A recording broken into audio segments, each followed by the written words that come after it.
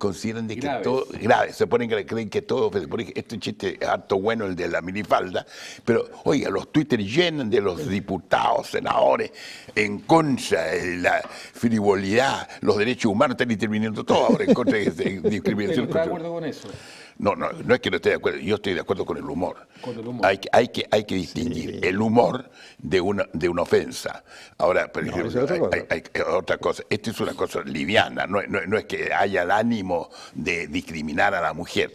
Ovvio. No. Pero lo que pasa en este minuto, poi, Hugo, si tú te acuerdas tú también, que estamos viendo todas las cosas pichiruchi que pueden atacar en vez de preocuparse de los grandes Lo veo problemas, que los en vez de preocuparse chistes la de cura, minifalda. los chistes de cura que son los mejores de todos. No hay tanto de A ver, cura. uno. Uno. ¿Puedo contarlo? Sí, por supuesto. ¿Puedo contarlo, señorita? Bien, llega. Yo nunca digo garabato, porque el que ahora dicen que el garabato el chiste no es.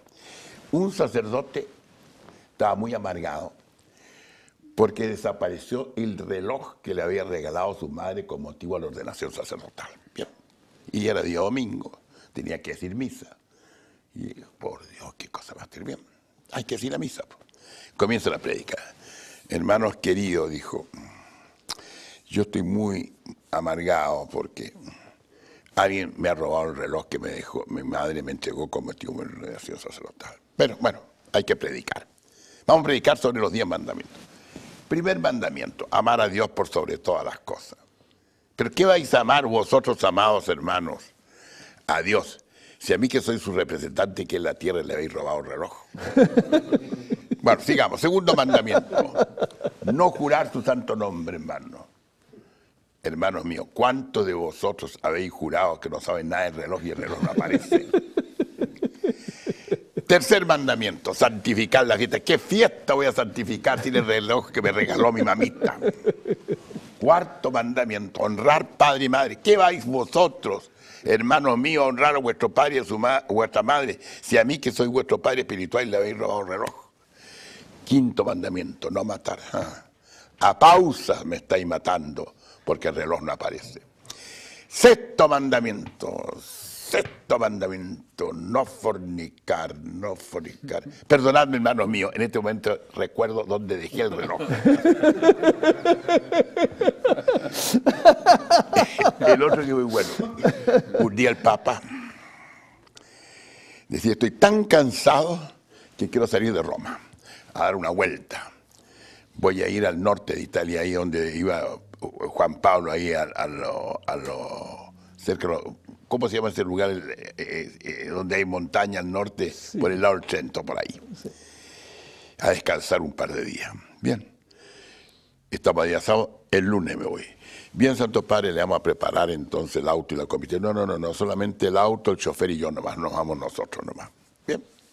Parte el Santo Padre, hasta sentado, y adelante el chofer. Pero a la salida de Roma le dice, mira, le dije al chofer, yo tengo deseo, que al igual que en Buenos Aires, de manejar un poco. ¿Por qué no te pones tú en el asiento mío de atrás y yo me pongo en el del chofer y maneja? Y se pasó de velocidad. 130 kilómetros, 140 kilómetros. Entonces, un carabinero, ¡pum!, lo ataja. Y se acerca al carabinero. El Papa baja del auto. Mira. ¿Qué hago? Oiga, jefe. Un auto con 140. Pásale un parte, pues. Pero es que usted no sabe quién viene. Bueno, ¿quién viene? Viene, ¿qué? ¿El primer ministro? ¿Qué ministro? ¿El primer ministro? Bueno, el presidente. ¿Qué presidente de Italia? No será la Merkel tampoco. ¿Quién será? ¿Será Trump? ¿Qué Trump? Ni perro muerto, le dijo. ¿Pero quién es, por favor? Dígame. Es una persona muy importante. Pero tan importante es que su chofer es el Papa. Oiga, Hugo, a ver, usted, abogado, teólogo, ex sacerdote, profesor universitario, ex diputado en 2 periodos. El primer periodo fue cuando yo nací, el 61. ¿Eh? 61, exactamente. Y un experto en experiencias paranormales. Y además, dicen que soy experto. Ha estudiado ciertos derechos. Yo partí como abogado. Ya, y además licenciado en teología. Además, teólogo, claro. Entonces, estamos hablando nosotros de una serie de cosas que están ocurriendo hoy día. Pero le hago una pregunta. ¿Todo tiempo pasado fue mejor o no? Bueno, eso dicen las coplas de Manrique, que todo tiempo pasado fue mejor, siempre a nuestro ver. Pero en el fondo yo creo que la vida es una sola. Un continuo. Un continuo que nos tiene desafíos, donde pasamos dolores, tristezas, alegría y todo. Uno solo. Y que en el fondo el pasado tiene cosas agradables y tiene cosas también que no lo son. Ajá. Lo que pasa es que nosotros con el pasado siempre lo idealizamos. Eso es, justamente. Yo, por ejemplo, me recuerdo que me encanta hablar de cuando yo era estudiante, cosas maravillosas, pero cuando me ocurrían no eran así. Entonces, en el fondo, la vida tiene sus altos y sus bajos en cualquier momento. Lo que pasa, Poye, que tú dijiste una cosa muy cierta, se recuerdan las cosas positivas, recreacionales en esa época y lo que se vivía de otra manera, sin lugar a dudas.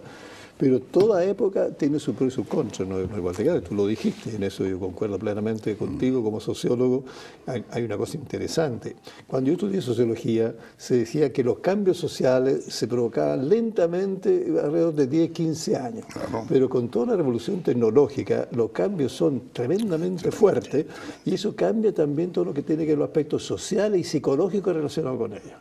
Y uno de esos yo quiero entrar junto contigo con el tema de la familia, porque estamos hablando antes de lo que significa eventualmente la violencia, la delincuencia, lo que significa esto hoy día que le cambiaron el nombre a Colegio Seguro, digamos, le cambiaron el nombre, cosa curiosa. Y al mismo tiempo yo vuelvo a señalar una vez más todo eso que he dicho tantas veces en televisión y en radio, que hay que fortalecer la familia. Y yo dije educar, pero me refería no a informar, me refería a formar, ¿cierto? Que viene del educere, es una cosa, ¿cierto? Pero educar significa otra cosa. Entonces, de eso sí, porque tenemos que preparar a la familia si no lo sabe. No, sí estoy de acuerdo totalmente contigo, pero el problema es que tenemos que tomar en cuenta que el avance tecnológico, con todas las ventajas que nos ha traído, además tiene unos inconvenientes, y uno de ellos es la ¿cómo se puede decir? La afirmación de la autopersonalidad, o sea, nosotros mismos. Damos cuenta, o sea, los jóvenes, que no necesitan ni de los padres, ni de los apoderados, ni de los profesores, nada, para enfrentar el mundo. Creen que digitalmente pueden hacerlo, que la conexión ahora que es enorme, y que las informaciones son infinitas. El problema está que la sola información no hace el saber.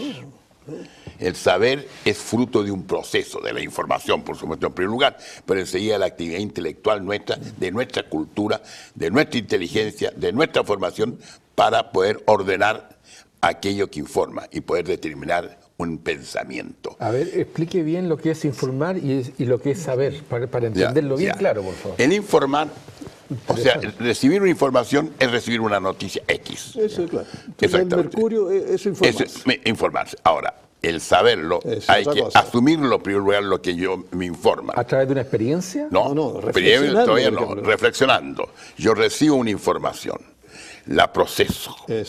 Y posteriormente esa información la incorporo a mi cultura, a mi saber, a los pensamientos que tengo.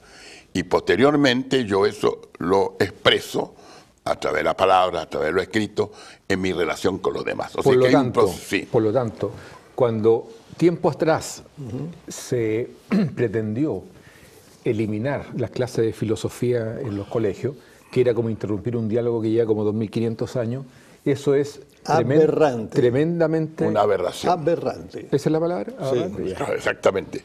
Efectivamente, porque pasa lo siguiente. ¿Y qué se busca? Es que aquí hay un problema. ¿Qué se busca con eliminar la filosofía? No, es que lo que pasa es lo siguiente. ¿Hay una tendencia? No es que sea tendencia. ¿Es ignorancia? Ni de mala fe. Ignorancia. ¿Por qué? Porque nosotros, y cuando éramos chicos, caíamos en ese pecado, distinguíamos los ramos que nos iban a servir en la vida y los que no servían en la vida. Para mí, por ejemplo, filosofía no iba a servir en la vida, menos lógica, ninguna de esas cosas. Y he llegado a mi edad y me he dado cuenta que es lo que más me ha servido. Pero actualmente se ha creído, porque son ramos formativos de personalidad, a diferencia de los ramos científicos, que son informativos. Entonces, los reflexivos son eso. Y nos enseñan a reflexionar, que es lo más importante. Y para eso se requiere de un profesor. Exactamente, se requiere un profesor. La información por sí sola no es suficiente. Por supuesto, no. Además hay otra cosa que te voy dando cuenta, incluso la formación científica es muy importante. saber la ciencia, porque hoy día nosotros sabemos mucho de tecnología. La técnica viene después de la ciencia. Así es. Y Porque son la técnica cosas no es otra diferentes. cosa que aplicar sobre una materia externa nosotros los principios científicos. Entonces, ¿qué es lo que pasa? Que actualmente a la gente no le interesan los principios, sino que en la aplicación de los mismos. Y ahí es donde se pueden cometer errores grandes. Porque yo le voy a poner un ejemplo, de que incluso que ahora las técnicas va siguiendo los pasos de la ciencia al tiro. Fíjense, todavía no está descodificado totalmente el genoma humano y ya estamos capacitados técnicamente para clonar, si es que no se está clonando actualmente. No, si se está clonando. Exactamente, para que vean ustedes. Como Entonces, el en el problema fondo, ético está en silencio. evidente. ¿Por qué? Porque lo que modera el uso tecnológico de lo que la ciencia enseña es la ética. Así es. Y eso está donde está nuestra falla. Por ejemplo, voy a poner un caso. Ustedes saben que con la fracción del átomo se puede hacer una bomba, como ya ocurrió, Generar energía. e isótopos para curar el cáncer. Claro. Depende. Entonces, depende del uso. Entonces, a nosotros la moral nos indica el camino. La técnica puede hacer cualquier cosa, pero lo que me hace a mí, me permite elegir bien cómo utilizo la técnica, son los valores de carácter moral. Claro, ahora te agrego algo más. Fíjate tú, porque hoy día con el estudio genético hay un problema que va a pasar a futuro, que quién va a asegurar a estas personas de salud, etcétera, si sabe anteriormente que esta persona tiene varios genes que van a pronosticar tal y cual es enfermedad. Es un problema serio ahí, bastante serio. ¿Tú sabes cómo quieres solucionarlo? Está ahí el problema gravísimo de la clonación. Sí. Porque la clonación pueden repetirnos totalmente, pues, pero sacando, ¿cierto?, modificando ciertos genes para que no tenga inteligencia, el hecho de ser un ente solamente.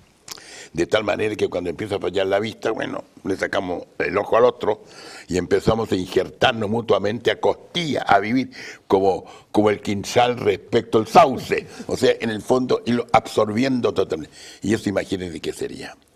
O sea, Perdón, quiero agregar una sola sí, por cosa, favor. que es lo siguiente. Hoy día, afortunadamente, todo lo que significa experimento, yo digo porque estoy metido en un par de investigaciones, te obliga hoy día el nuevo sistema lo que es la aprobación de un comité de ética, que tiene que aprobar ética en el plano científico y ética en el plano de la práctica profesional. Entonces, al fin se está preocupando de que no hay llegar y digamos... Por ahora es así. Claro, Lo que pasa es que la técnica y la ciencia avanza a una velocidad vertiginosa Más la técnica que la ciencia. y anda, claro, y anda detrás, ¿cierto?, del mercantilismo.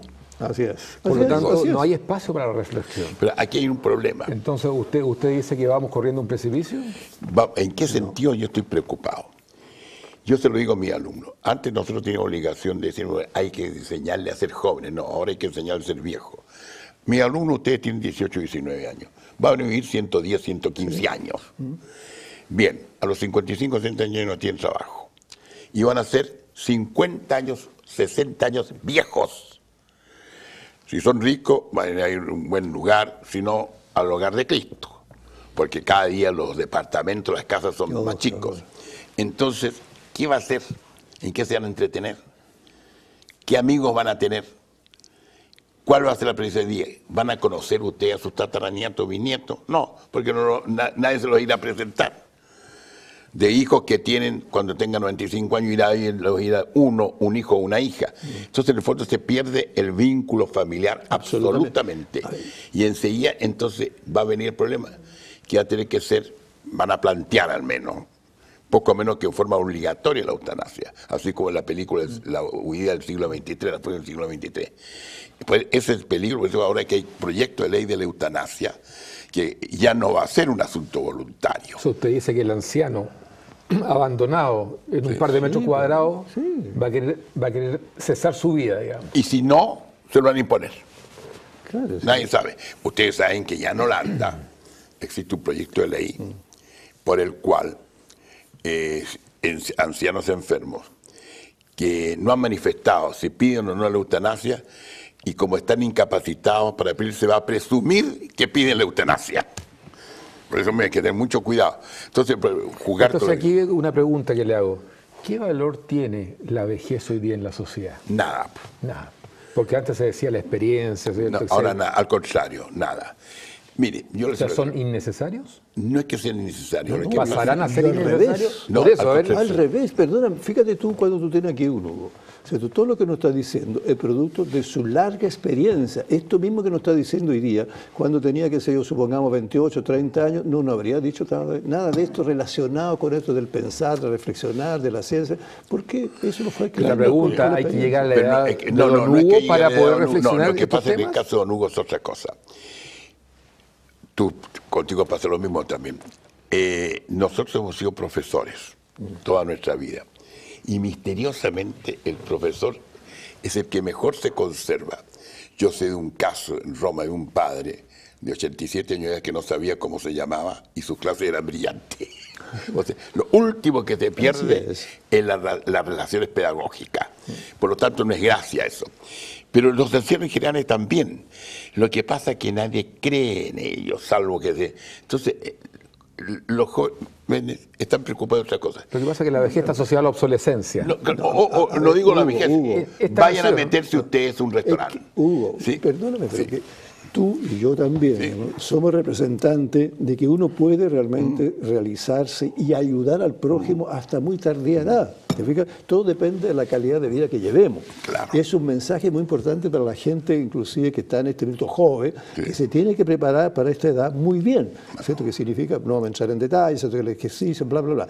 Sino que en el fondo seguir teniendo con un sueño y preocupándose justamente de un futuro. Eso es muy importante. Entonces, la medida que tú tienes un sueño, que lo sigo teniendo, entonces uno se maneja permanentemente activo. Y por lo tanto la cabeza sigue funcionando y si nos mantenemos bien físicamente, podemos llegar a esta edad, como tú, tremendamente claro. Pero los sueños, Giorgio, no olvides nunca, para que se realizan, uno tiene que hacer un proyecto. Eso es, pues, Y tiene obvio. que constituirse Así es. disciplinadamente para obtenerlo. Así es, tal cual. Entonces la disciplina en las jóvenes es fundamental pero para conseguir esto.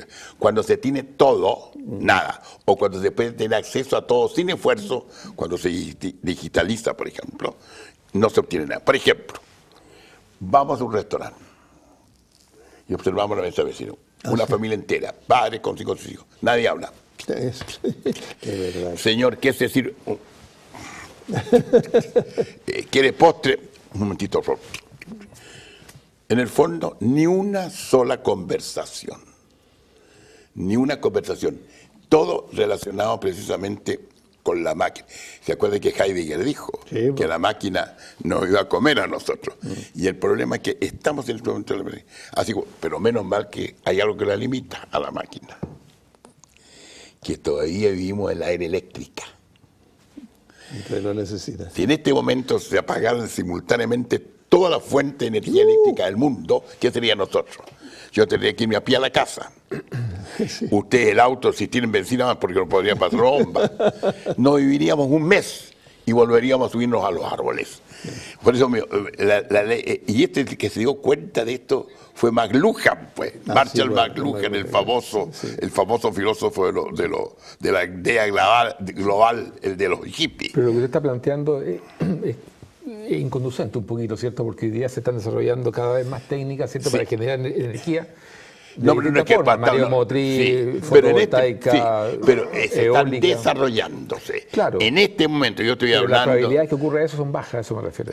No, pero es que en este momento, Acuérdate que si hubo un se apagón produce. en Nueva claro. York, pues, Ah, y Pero, claro, se recupera, debacle. pero se recupera inmediatamente. No, No, Nueva York tuvieron 24 horas. Pero así ese que no es tema, pues, No, es que pero pongamos que dependemos de tal Sí, manera. Eso es lo que está mostrando la dependencia. La lo que está dependencia. hablando, ya. Evidentemente, pues que pueden haber refrigeradores atómicos, todo, pero en el momento los Pero seamos refrigeradores. concretos, ¿cómo hay que envejecer? Hay que saber envejecer. En primer lugar, reconocer que se envejece. Bien. Segundo, reconocer que eso significa ciertos cambios de hábitos en los viejos y que no podemos evitar a los jóvenes permanentemente. No, cuando ya tenemos 50 o pongamos 60, 70 años, no podemos hacer vida de joven de 30. En todo sentido de la palabra. Saberse moderar. En segundo lugar, saber exactamente, y es muy importante, predicar. Pero no solo con la palabra. El viejo es muy bueno para predicar, pero son los ejemplos los que arrastran. Sí, pues. Entonces, ¿qué es lo que pasa? Que muchas veces la gente, nosotros predicamos como el padre Gatica, pero no practicamos lo que predicamos. Y el problema de los ancianos es ese, que sentencian muchas cosas sin que hecho. Es como los padres nuestros. ¿Se acuerdan ustedes? Llegaban a la libreta de notas. No, pues mijito, está malo.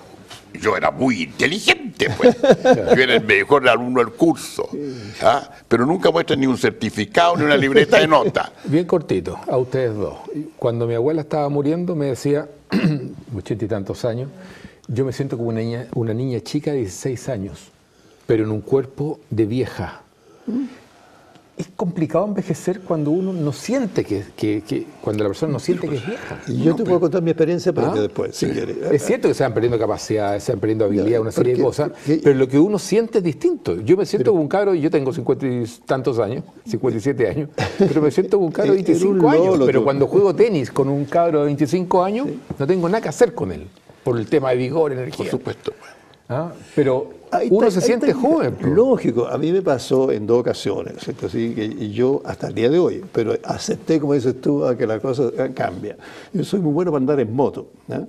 Entonces en el campo, aquí en la ciudad ni pensarlo, obviamente, mi señora me dijo, la moto o yo, entonces son muy la moto, obviamente.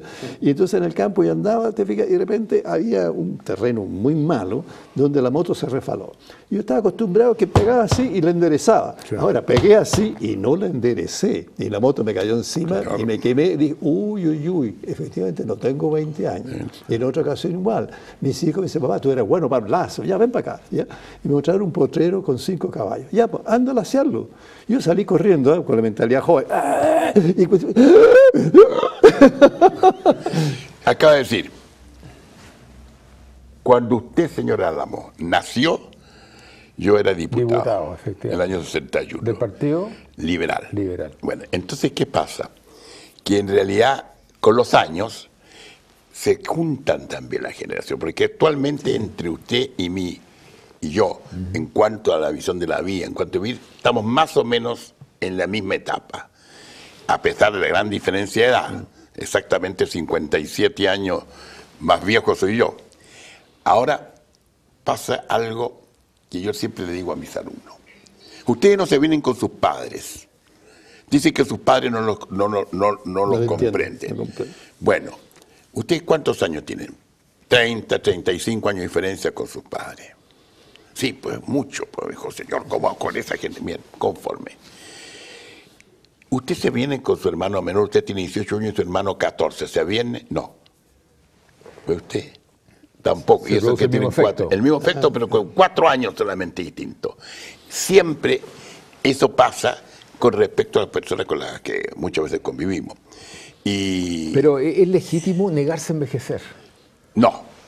No es legítimo eso. No, porque una mujer que se hace 2, 3 cirugías. No, yo le voy a poner otra cosa. No por eso, pero es una forma de negar la vejez. No, ¿sabe usted por qué? No, es una forma. No, pero es una mala forma. La persona que está todo el día en el gimnasio, ¿cierto? Porque no quiere caer en el deterioro. Siempre, pero yo le voy a poner un caso. Por ejemplo, yo voy por la calle y me pasa muchas veces. Damas muy gentiles, o en televisión, damas muy gentiles, me dicen cosas muy agradables y que me envanecen como varón. Bien. Como yo ya estoy medio ya reblandecido cerebral, me las creo todas, pues. Y después me paso película. Pero me doy cuenta de eso, me doy cuenta. Eso. Sé que son amabilidades. Pero ¿qué pasa con los viejos a veces que las creen verdaderas? Ahí está la diferencia. Ahí está la diferencia. Entonces hay que tener cuidado. Un anciano, siempre las damas son gentiles y les dicen, mire, qué hombre tan atractivo es usted, que el otro... No, pero es legítimo que una mujer vaya al cirujano plástico y se enchule un poquito, ¿no? No, un poquito de acuerdo, pero cuidado con rehacerse. Fuera que es peligroso. Yo conozco varios casos de personas que han tenido consecuencias desastrosas con ese cosa. Y los hombres también lo están haciendo. Pero que sea una cosa de que permitan de que la madurez y la vejez también tiene atractivos. Por favor, buenísimo. Exactamente. ¿Me pueden explicar qué atractivo tiene la vejez, por favor? La vejez tiene atractivo. Para mí la vejez es pura pérdida. No. Por eso aclárenme. Hombre, yo soy muy joven todavía, aclárenme, por favor. Mire, quiere que le diga una cosa para que se lo conozca. Cuando yo era joven, 57 años era mucho, ¿eh? En esa época sí, pues. Yo, por ejemplo, en parlamentarios. Cuando yo era parlamentario, los diputados viejos tenían 57 años, los mayores. Ahora no, ya tienen, hay parlamentarios que tienen más edad que ellos actualmente. Sí, Pero, o sea, es mayor la cantidad, y ellos son mayores. Hay muchos diputados que se consideran joven con 35, 38 años. En tiempo mío, ser parlamentario joven significaba tener menos de 28. Entonces, en general es eso. La juventud como que se prolonga también. Entonces uno tiene que darse cuenta que llega el momento en que uno puede realizar una vida sin precisamente hacer gimnasia todos los días, salvo que lo recete el médico. Y una dama, bueno, las mujeres, es que la mujer siempre es linda. Yo con los años que tengo todavía no encuentro una mujer fea. ¿Por qué? Porque tiene algo, una cosa misteriosa, cualquiera que sea la personalidad, incluso lo físico, todas esas cosas. Entonces, en el fondo, eso hay que explotarlo. El tratar de ser atractivo, el hombre o la mujer, como se es a los 20 años de edad, hace a veces caer en el ridículo. Por ejemplo, supongamos que un caballero necesita bastón. No, ¿cómo voy a andar con bastón? Dios mío, claro, que acá allá. ¿Cómo reconocer? ¿Cómo reconocer? Anda sin bastón, se cae y se quiebra la cadera, ¿qué pasa? Sí, pues. El caso de una dama igual, se hace una cirugía estética y que acá, y resulta mal y queda la cara deforme, por ejemplo. Se corren los riesgos. Uno tiene que asumir lo que la edad está presentando. Sí. Cuidarse, sí. ¿Cómo se asume eso? ¿Cómo se asume el paso del tiempo? A ver, en lo personal te digo al tiro, ¿cierto? ¿Qué es lo que nos ha pasado a nosotros? Que gracias a Dios tengo muy buena salud, no tengo enfermedad ni nada de eso, a Dios gracias, y mantengo la cosa dentro de lo normal. Y con mi señora también. Entonces, ¿qué es lo que hay hoy día? Hoy día no tenemos la responsabilidad de cuidar niños, de darle la mamadera, ¿no es cierto?, del colegio, que el uniforme, etcétera, etcétera. Ellos ya están grandes y tengo nietos que lo disfrutamos plenamente porque no tengo que educarlo, sino tengo que disfrutarlo. Y también tenemos mucha libertad nosotros hoy día. Si de repente dicen, mira, vamos a Viña a ver los nietos, vamos, chao. Hay mucha libertad y una sensación muy placentera de no tener esa hiperresponsabilidad que teníamos cuando jóvenes. Entonces, una etapa muy gratificante. De sabiduría. Yo, por ejemplo, hoy día sé, como psicólogo, muchas cosas en la práctica y la experiencia que yo no habría sabido jamás a los 35, 40 años. Además que conoces tu virtud y tus limitaciones también. Por supuesto, es muy importante aceptarlo eso. Muy importante. Una pregunta a ambos. ¿El concepto del dinero cambia desde cierta edad hacia arriba? En cierto sentido. Porque yo he visto personas bastante mayores que siguen detrás del vellocino de oro de forma casi enfermiza. Y no conozco uno, conozco varios. Yo también. Lo que pasa es lo siguiente. Respecto al dinero, yo respeto que la gente tenga aspiraciones de dinero, pero que no caigan en el vicio de la codicia. O sea, querer tener siempre más y más y más y cada vez más y siempre insatisfecho. Y haciendo esto, la cuestión es que no se sacian jamás. No. Uno en la vejez debe darse cuenta que el valor del dinero está al servicio de nuestra vida diaria. Al servicio de... Exactamente. Por ejemplo, de poder medicinarme, comprar remedio, asistir a las cosas que para mí son importantes, espectáculo y todo. Pero el hecho mismo que el manejo de grandes capitales, déjenselo a la gente joven. Claro, porque además hay otra cosa muy importante, que viene también algo mucho más en esta etapa, viene la solidaridad, el querer ayudar. Y a ti te consta, yo he echado a andar y espero que la fundación es una fundación y yo trabajo muchas cosas absolutamente gratuitas. Ya hay varios años con el tema, hay que concretarlo. Sí, porque tú me vas a ayudar a eso. Entonces, ¿qué pasa? Pues que en ese sentido también uno siente como que tiene que dar. Había recibido tanto que a mí me nace dar. Me dar con satisfacción, con experiencia, con conocimiento. Yo atiendo mucha gente gratuita inclusive. ¿Te fijas por qué? O sea, ahí hay un concepto interesante, el dar. Sí, pues. ¿Cierto? También es una forma de gratificación importante. Absolutamente, parte de la felicidad es darse a otro. Eso es parte de la felicidad, para que tú sepas. Tocaste un tema que es re interesante, la felicidad. Sí, pues. ¿Qué es la felicidad? Felicitas. La felicidad. Recurre al latín. No, la felicidad es el estado que produce el tratar siempre de estar con alegría.